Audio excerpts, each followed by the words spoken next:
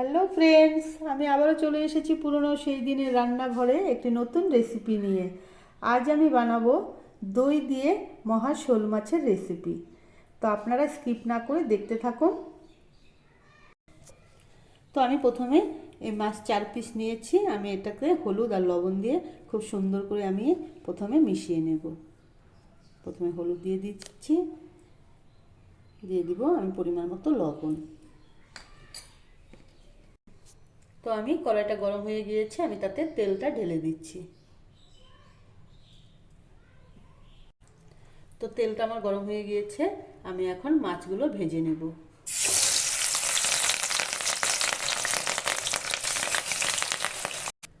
তো বন্ধুরা দেখুন, আমার মাছটা 2 পিসটাই খুব সুন্দর করে ভাজা হয়ে গেছে। এখন এটাকে আমি সবজি বানাবো, আপনারা দেখতে থাকুন। তো আমি যে মাছ ভেজেছিলাম সেই তেলটার মধ্যে আমি এখন একটা শুকনো লঙ্কা দিয়ে দিব, একটা তেজপাতা। তো এটা ফোড়ন হয়ে গেলে তারপর আমি কালো জিরা দিয়ে দিব। তো সামান্য পরিমাণে আমি কালো জিরে দিয়ে দিচ্ছি।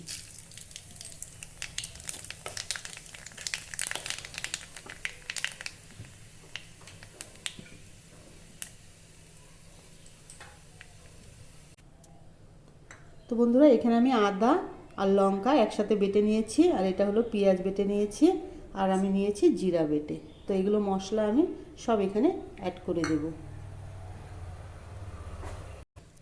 তো আমি এখানে মশলাগুলো এক এক করে দিয়ে দেব।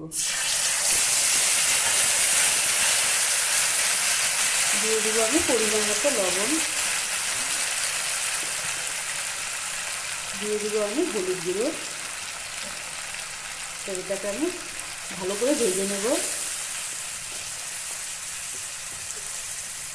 সামান্য পরিমাণে আমি কাশ্মীরি মির্চটাও অ্যাড করে দিচ্ছি।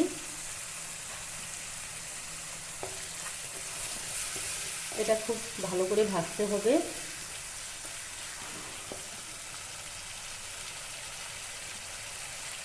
ভাজাটা খুব সুন্দর করে আমার হয়ে গেছে। এখন আমি এখানে দইটাও অ্যাড করে দেব। 2 চামচের মতো আমি দই দিয়ে দিব। এটাকেও আমি খুব ভালো করে ভেজে নেব। এখানে যে আমি বাদামটা বেটেছিলাম সেটাও আমি এখানে অ্যাড করে দেব।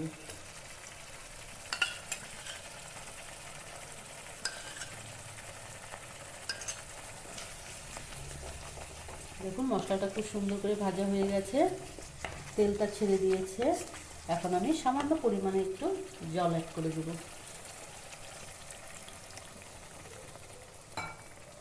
আর একটু আমি কষিয়ে নেব এটাকে।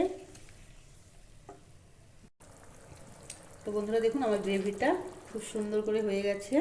এবার আমি সামান্য পরিমাণে একটু চিনি দিয়ে দিচ্ছি, দিয়ে নাড়াচাড়া করব কিছুক্ষণ।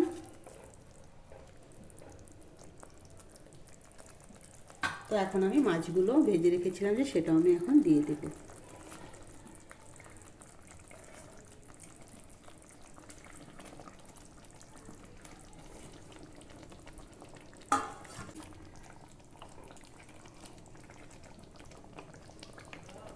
খুব সুন্দর করে হয়ে গেছে। তো বন্ধুরা দেখুন, আমার মাছের কারিটা খুব সুন্দর হয়ে গেছে। এখন আমি এখানে 2-4টে লঙ্কা ফাটিয়ে দিয়ে দিব। তো আমি গ্যাসটা বন্ধ করে দিচ্ছি।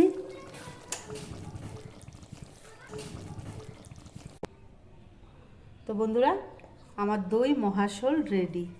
তো ভালো লেগে থাকলে লাইক, কমেন্ট, শেয়ার, সাবস্ক্রাইব করতে ভুলবেন না। আর হ্যাঁ, অবশ্যই বানিয়ে ঘরে খাবেন, অন্যকেও খাওয়াবেন। আজ এই পর্যন্তই। Bye bye.